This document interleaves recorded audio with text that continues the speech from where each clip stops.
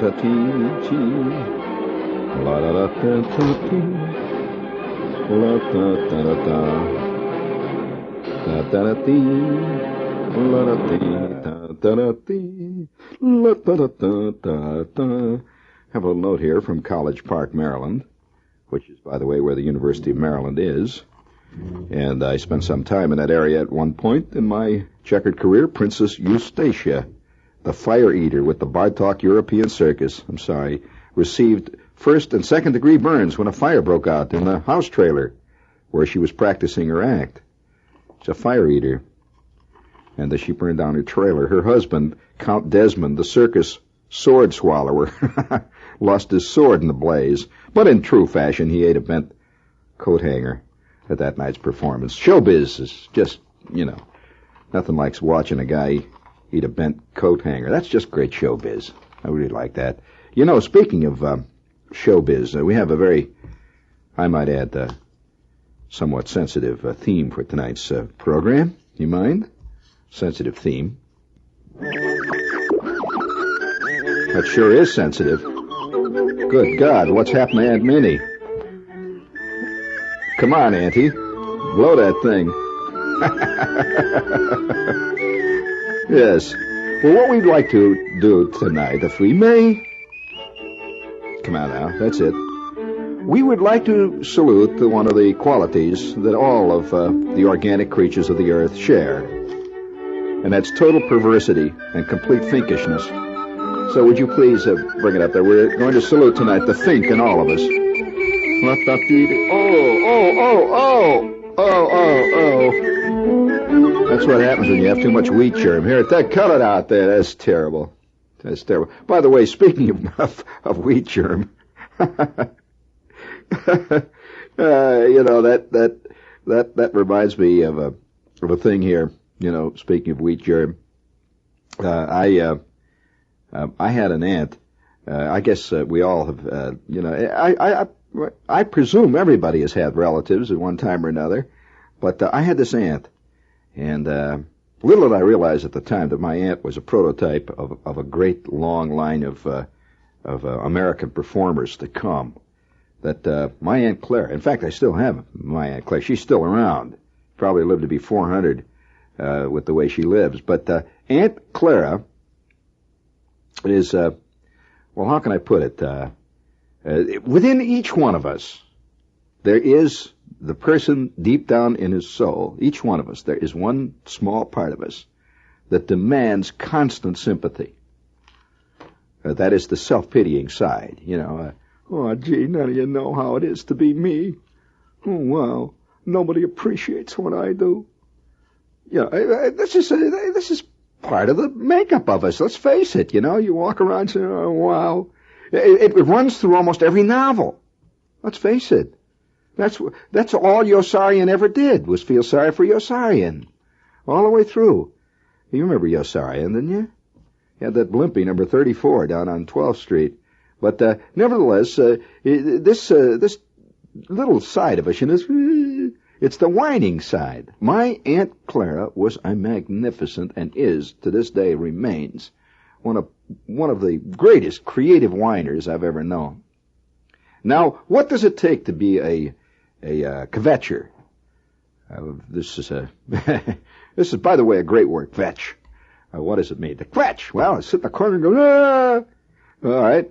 Look what they're doing to me again. Oh, wow.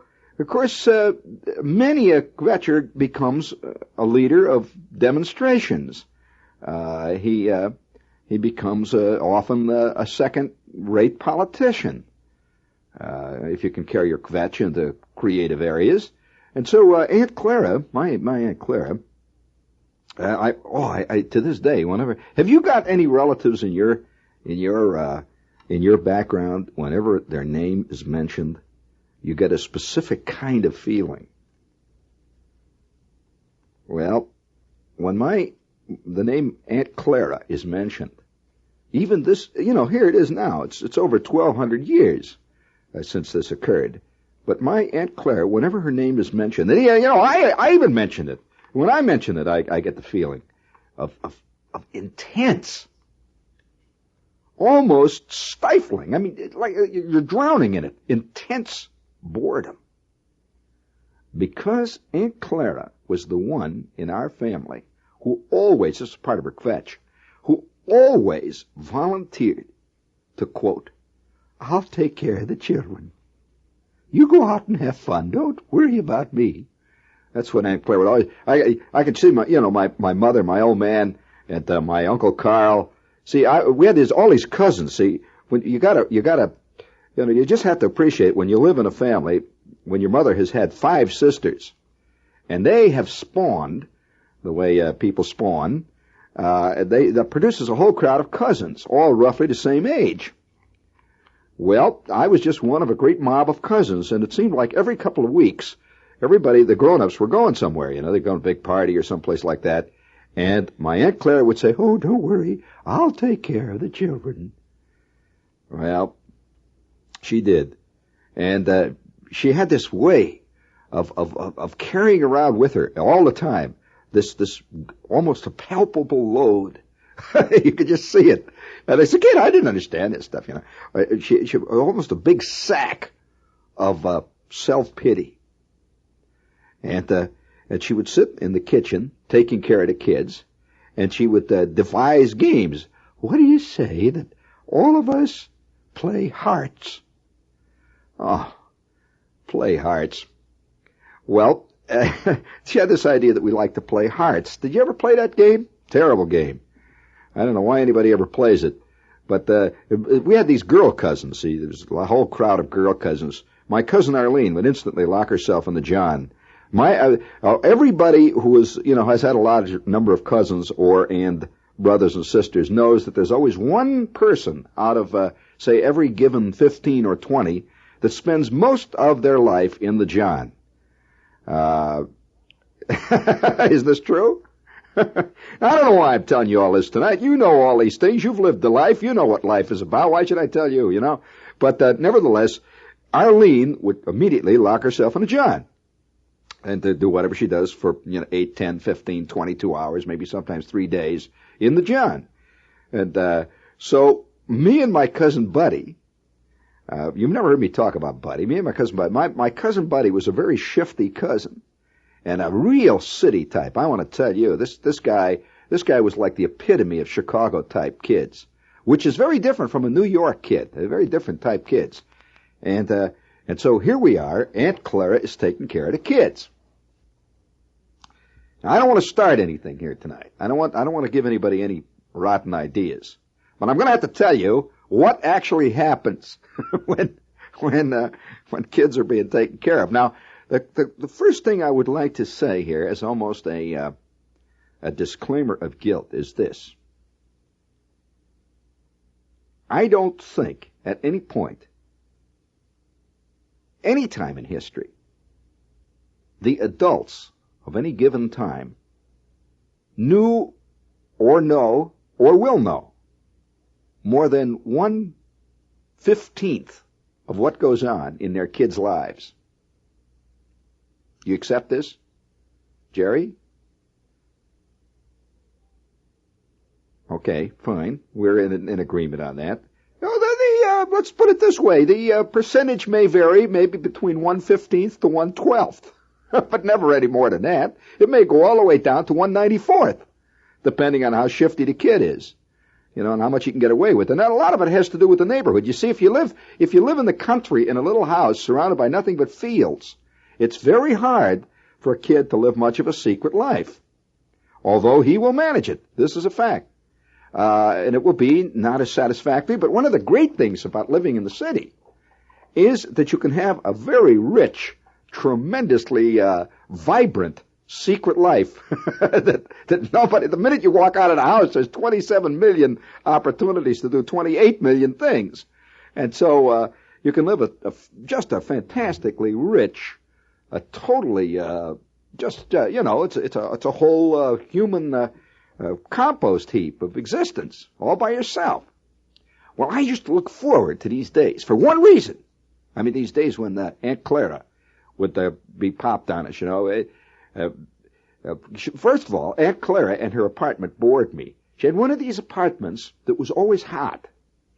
There's a certain type of ant where the apartment is very hot, and there's always something going, you know, and I don't know, whatever it is, you know, that makes apartments hot. And she had this canary. Naturally, it was named Petey. All canaries are named Petey. And so this canary would go, you know, sit around and go, and she would say, oh, Petey, here, why don't all of you children give Petey some seeds?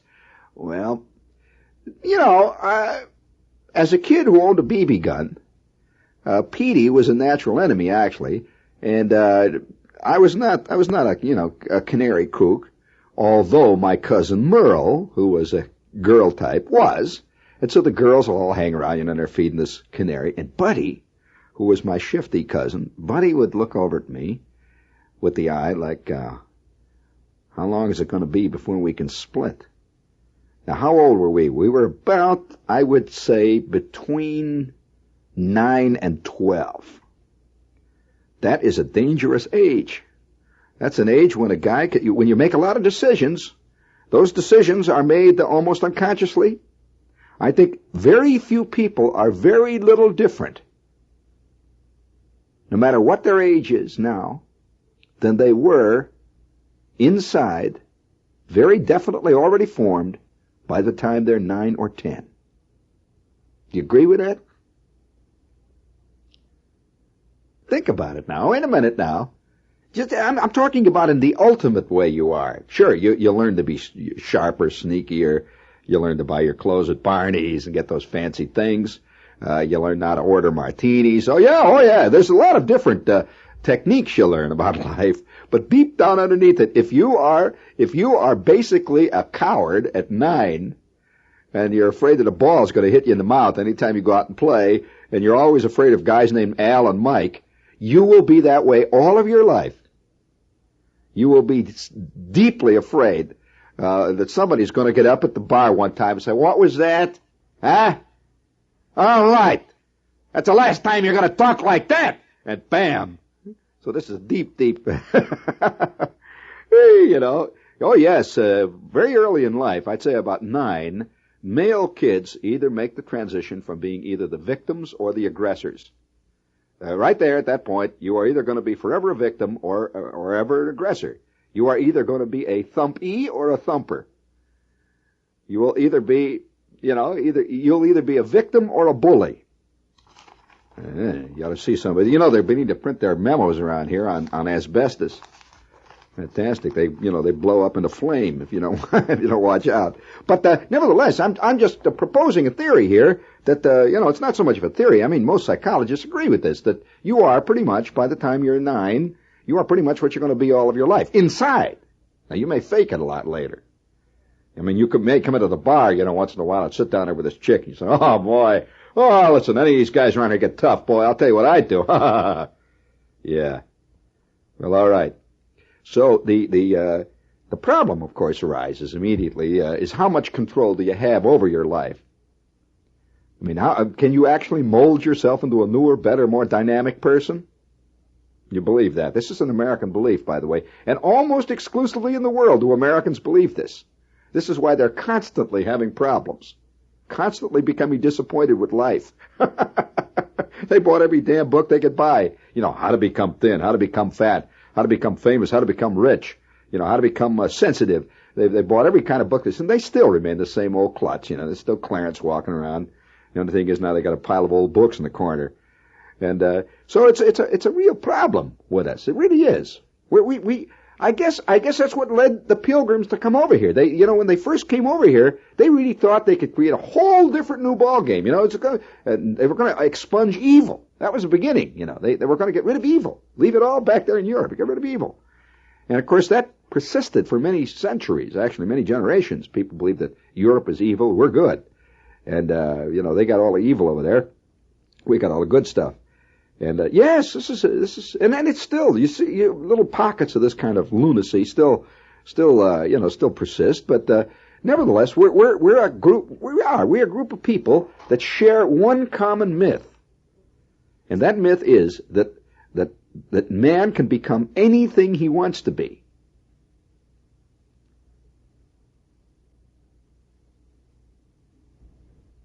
I'm just letting that marinate a little bit there. You know, you put a little salt on it and let it marinate there. So this is a fascinating. He's got it. Yeah, he's got his little book in there. It's okay. So Americans are almost bound to become more and more disappointed constantly in their lives. Disappointment is a great American quality, and you won't find it in many other countries because you see a guy that is born, let's say, in India, he doesn't die disappointed when he might live to be 75, he dies, and that doesn't mean he's tranquil or it doesn't mean that their religion is any better or anything, but they don't have that myth going, and so by the time he's 75, if he hasn't married Ursula Andrews and he hasn't gone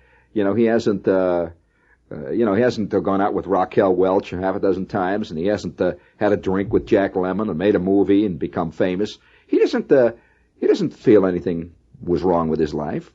But it's only in America, you see, where everybody believes that he can be anything. He really does. He believes, and you can see it in our literature. Horatio Alger was a great example of that, and you can call it the great American myth. And it isn't really. It's a curious attitude towards life, which almost totally ignores certain elements that other societies have recognized for a long time. Little things called fate, or the immutability of certain environmental factors. Oh, what do you mean by that? You think you can make yourself over anytime you want? Okay, we'll see. You come and tell me that 5 years from now. All right. Well, see, what most people do is that they confuse their activities with their being. So, oh yes, they do. A lot of people say, "What do you mean? I've changed myself. Look, I'm a vice president now. I mean, dynamic. Look what I've done." Well, he still remains the same guy that hides behind the jukebox anytime guys named Al and Mike walk into the bar. See, he hasn't really changed, and he knows this. And so people begin to get very angry, and they try to look for different religions to make it so. This is why a lot of people are trying all kinds of mysticism and religion somehow to change themselves into something they're not.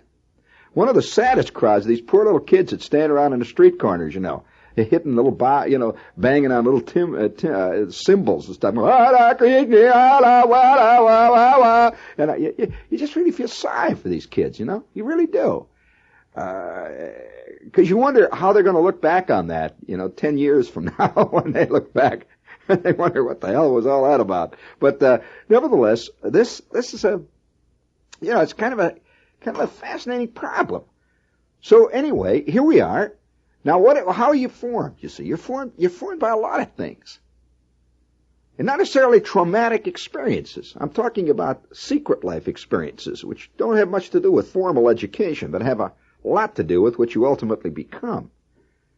And so, Buddy and I are standing one day in the kitchen, and Aunt Clara is now making fudge. That was one of her big bits. She said, "How would all of you like some fudge?" She also used to make some kind of candy, which she called, "Would you like to have, all of you now, would you like to have angel's breath today?" That was a candy called angel's breath. It contributed tremendously to the prosperity of several dentists.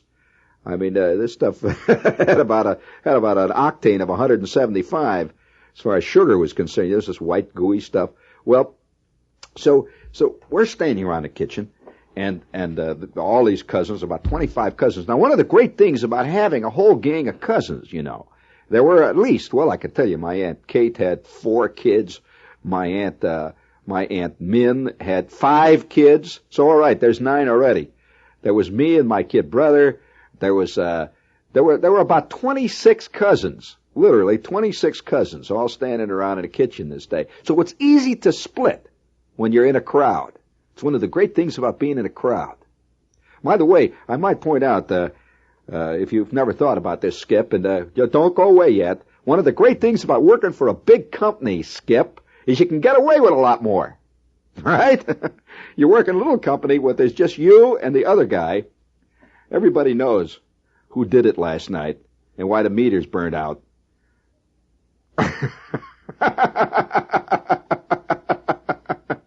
Okay. Well, the engineers relate to that.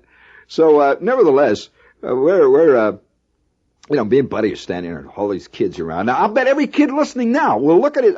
The thing about it is fascinating. Almost every parent believes he or she knows what their kids do.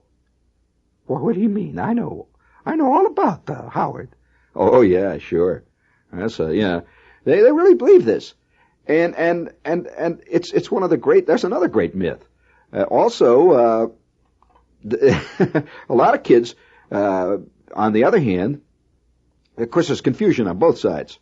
He has a sensation that his mother and father never did this stuff either. That it was invented when he was around. So one day, Buddy and I are standing in the kitchen. We're about 10. And we were about to start a saga that persisted for about 2 years. We're standing in the kitchen, and my Aunt Clara said to Buddy, why don't you two go down and get us some popcorn? We'll pop some popcorn later, and you go down and get some popcorn. Go down to Oscherschlager's and pick up a pound of popcorn and bring along some butter too. Now I'll give you some money. Now hurry along. Well, Buddy and I goes down the stairs. Now she lived right in the middle of the city. Now this is right in the middle. Now if it was in New York, I'll tell you where it was. If you know anything about Chicago, it's North St. Louis off Irving Park.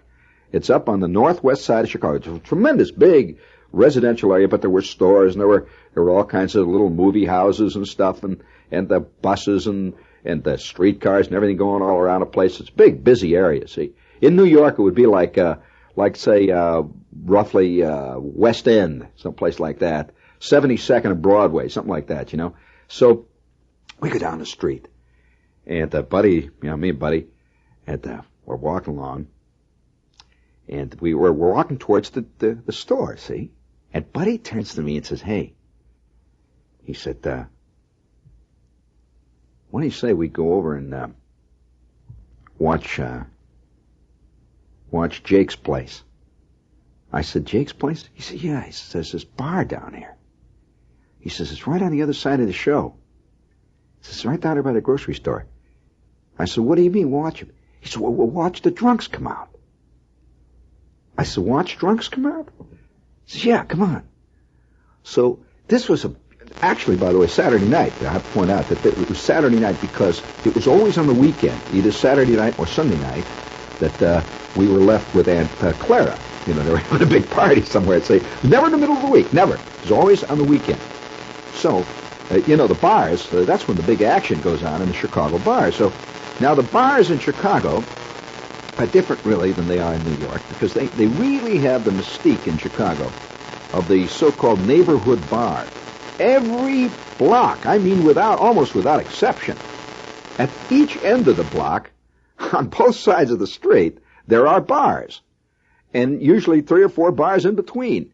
And so bars are really tremendous number of bars all over the place, see? And these are so-called neighborhood bars where neighborhood guys would come in, and each bar had its own little crowd of guys who would come in there, and they're selling the salted those little beef things and all that jazz, see? They had punch boards and the whole jazz, see? So this one bar that we began to hang around, we'd stand outside. So I go down there with Buddy, and we're standing around outside. See, at first, I didn't know what he meant, see. And sure enough, we're not in front of this bar at a discreet distance. More than 5 minutes when out of the door comes this guy, staggering like he's out of his bird. Hey, he walks out, and he walks down the sidewalks, and he keeps falling off the curb. Well, Buddy says, okay, come on, let's go. Well, we followed this drunk. And we just followed him wherever he went. So he walks down to the end of the block, and he's drunk. Remember, he's really cockeyed drunk. He's going from one end of the sidewalk to the other. He just staggered around. So obviously, they pushed him out the door. They told him they didn't want him there anymore, see? So here he is. He's walking down the street, and he was this kind of drunk. There's a certain kind of drunk that suddenly the horizon will tilt on him, and he makes a sudden run. He runs across the sidewalk, at an angle, sort of at an oblique angle, see? And then finally he gets his balance, sort of, and he hangs on to something. He hold on to it very tight, like a wastebasket or a street light or something like that. And then he makes another lunge. He goes lunging back and forth in a Z formation, like a ship tacking. And he's going up that. So we're watching. We're cackling. He gets to the corner. Now, this is a real drunk, remember. When a drunk is really drunk, he doesn't look at whether it's red or it's the walk light or he just out into traffic instantly. The cars are they're going. We're laughing to beat hell. So this is a really great scene. So he makes it through the traffic. It was right out of a Laurel and Hardy thing. Cars are hitting each other. Guys are going up on the curbs, yelling like, "Hey, you bum, get out of the street!" And so we're laughing. Well, now he's up on a curb. We're following him. So we follow him all the way down the next block. and at that point, then he suddenly he gets very still for a moment. He holds on the side of the building, and he's getting real still. He's not moving. And then he straightens up, and he begins to move back and forth, just wave. He just moved like a flagpole in the wind. See, he's just back and forth. He's going, and suddenly he started to run, and he was running like his legs were made out of wet noodles. He was running down the sidewalk, and what was he running for? Well, down about 3 or 4 houses down, there was a house that had a little hedge in front of it. He's heading for the hedge. He gets to the hedge, and I want to tell you, he unloaded all over that hedge. I mean, the guy must have had 7, 8, 9, 15 quarts of beer in him, 2 or 3 gallons of cheapo wine, about 8, 9 pounds of pretzels. He had 2 or 3 of those funny little electric sandwiches that they sell in bars. He had about 40 or 50 of these little salted beef jerky type things. And all kinds of stuff, all over the hedge. It's going all over, and it was one of these hedges that clipped real nice, see, all over the hedge. Well, he's just hanging on there, and he's letting it go, see. Why he didn't let it go off the curb or something, I don't know, but he saw the hedge, so he let it go. Maybe a deep instinct. Man has a desire to get back to the jungle when he's in trouble. So he's laying it out there. Well, instantly, almost immediately, out of the house comes this guy yelling like, "Man, get away from my head, you bum! Get away!" And he runs down, he grabs a hold of the guy, and with that, the guy turns and he lets it go all over him. Well, by this time, me and Buddy are just flipping, We just love this scene, see? Well, and anyway, that scene wound up with a wagon coming, a blue one, picking up the drunk.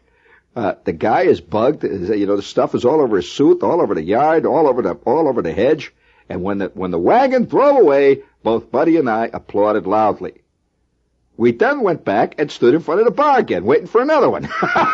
Well, if you stand in front of a bar, at least in Chicago, I don't know how good the business is where you are, but if you stand in front of a bar in Chicago, I would say action occurs on an average of every 4 to 7 minutes. That's what we later found out. We timed it out. And, you get very good at this. So we're back in front of the bar, and we're not there 5 minutes. When out of the door, boom, the door opens, and 2 guys roll out wrestling.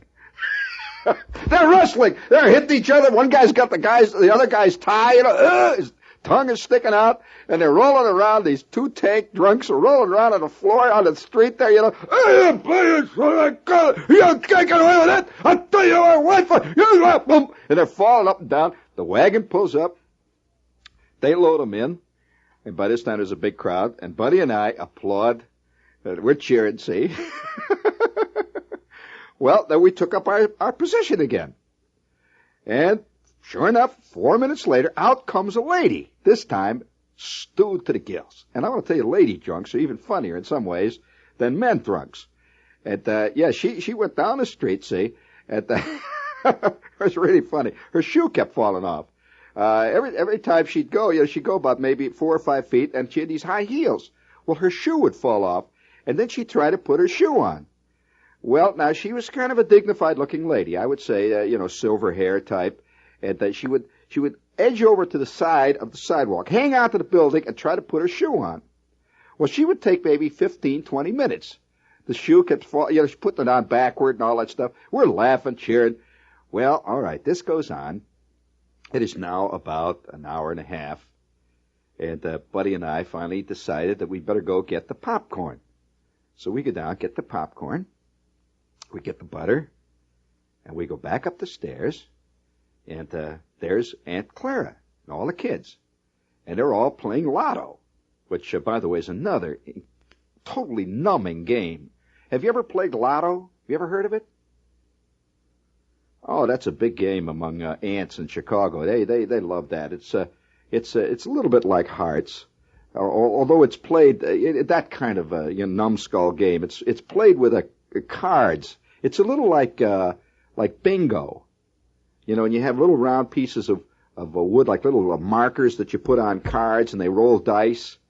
It's called Lotto. It's a very terrible game. So they're all standing around playing Lotto. So obviously, Buddy and I have not missed a damn thing, which is, of course, to be expected at Aunt Clara's.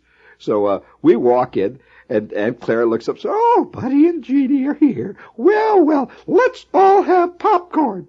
Well, we go into the kitchen, so we're all popping a corn there. She says, "What did you do when you were out? You were gone some time." I said, "Oh, yeah, we just went down to the store, and there were a lot of people, and we waited down there, we had to wait." "Oh, yes, of course, they're busy on Saturday. Well, let's all popcorn now and have some fudge."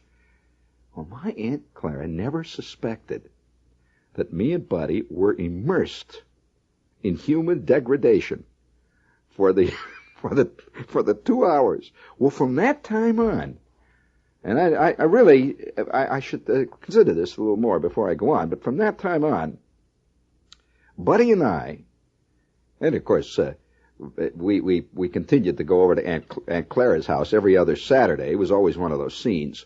But I used to look forward to it, because Buddy and I instantly, as soon as we could split, would go down the stairs and go down to the bar and watch drunks. Now, we did this for at least 2 years. And I mean, we used to, sometimes we would follow a drunk for maybe 30 or 40 blocks to see where he would go. We would follow him usually to the end of the scene, and they would. We saw all kinds of fantastic incidents. I mean, if you follow a real drunk, you've got to see some action. I mean, you just have to in the middle of a big city. Oh yeah, just a tremendous thing. Well, it wasn't 2 years we did this, and nobody to this day, as far as I know, nobody in the family ever discovered what we did. Buddy and I, we were real drunk followers. And it wasn't until, like about 5 years ago, I see Buddy, my cousin. See, he's still my cousin, You don't grow out of becoming, he's still my cousin. So we're at this, official family gathering. And now Buddy is a very official looking guy. And he wears these dark blue suits. And he's got these very expensive handmade $25 ties. Oh, he's got these elegant shirts. Oh, yeah, he's a very official-looking guy, see. And, Buddy's really made it, see. You don't call him Buddy anymore, As a matter of fact, he's called Charles.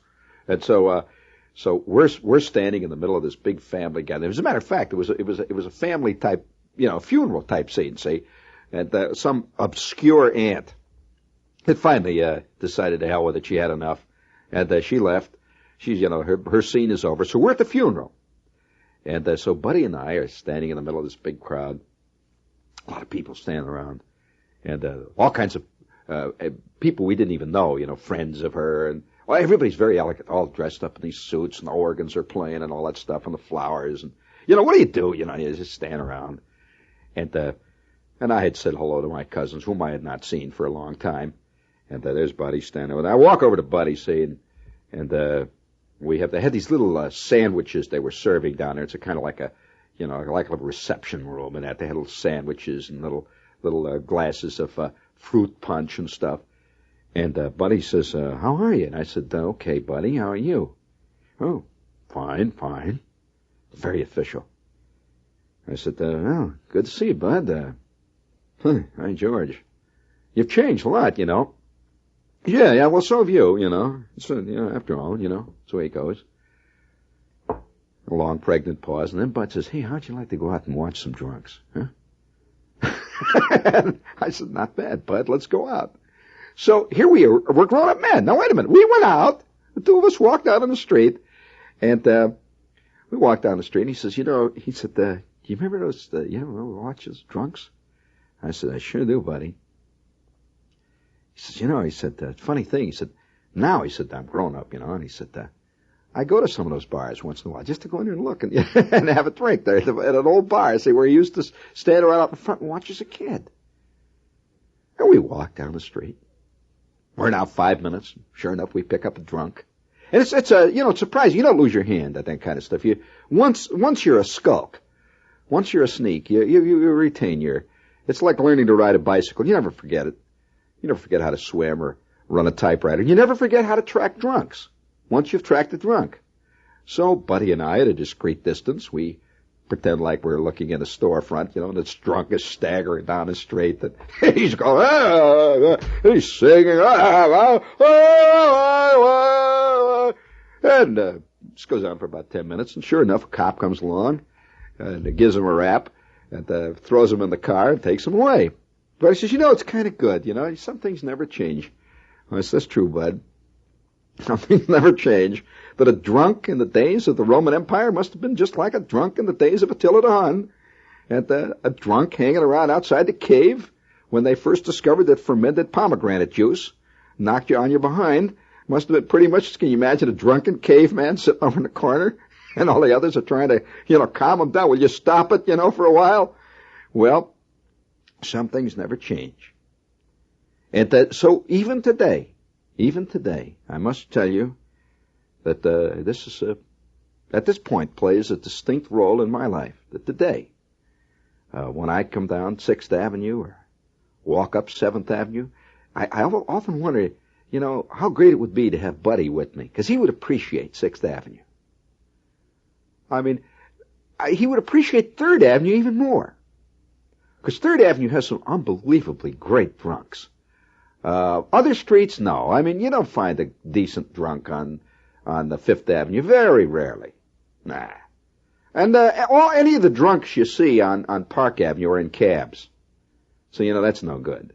But if you want to see a good drunk in New York, any of you would you like to try your hand?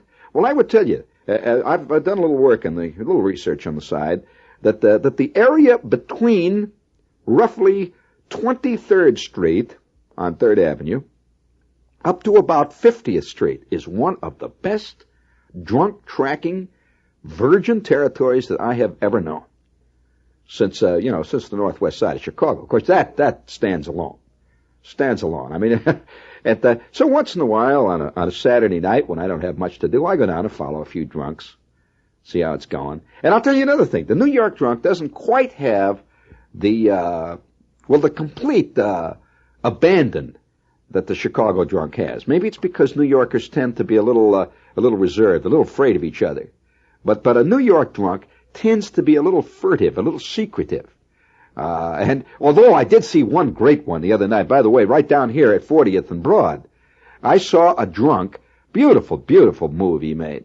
I saw this drunk coming, see. I was walking up Broadway, and he was coming down Broadway. That is sort of coming down Broadway. It was like he was, the wind was blowing him, see. And actually, he wanted to go across town, but somehow he got in the cross grain of streets, and he's coming down Broadway, and there was a big, a lot of traffic. It's noontime. Everybody's moving up and down, and you should see him. Fantastic. He came slanting down through the crowd, and for some reason or other, one of his shoes got untied. See, and it was on sideways. And he's slanting through the crowd, and he's bouncing off of people like one of these balls in a pinball machine. See, he kept hitting things. It's a tilt, and he'd bounce off. Well, he finally staggered over, and he's got a hold of one of the New York City Make New York a Cleaner Place baskets. These baskets, and he's holding on to it. He's got his arms all around the top of the basket, and he's just standing there, just holding on, and he's slanting at a roughly, I'd say, 60-degree angle. He's leaning out there. He looked like an A-frame. And he's leaning out there, and he ain't moving. Now, this guy was wearing an elegant Brooks Brothers suit. He was, dressed to the nines. He had this Countess Mara tie. You could see, one of these beautiful double-knit shirt, body shirt, the whole bit. He had an elegant mustache. He was right out of Gentleman's Quarterly, except for one thing. He was leaning at a 60-degree angle. And he had a hold of the top of this wastebasket, this garbage can. well, people just kept walking by looking at him. And unfortunately, I had an appointment, or I would have followed that guy to wherever, what hell and gone destination he finally wound up in, because he looked like a beauty. One of the best I've seen in years.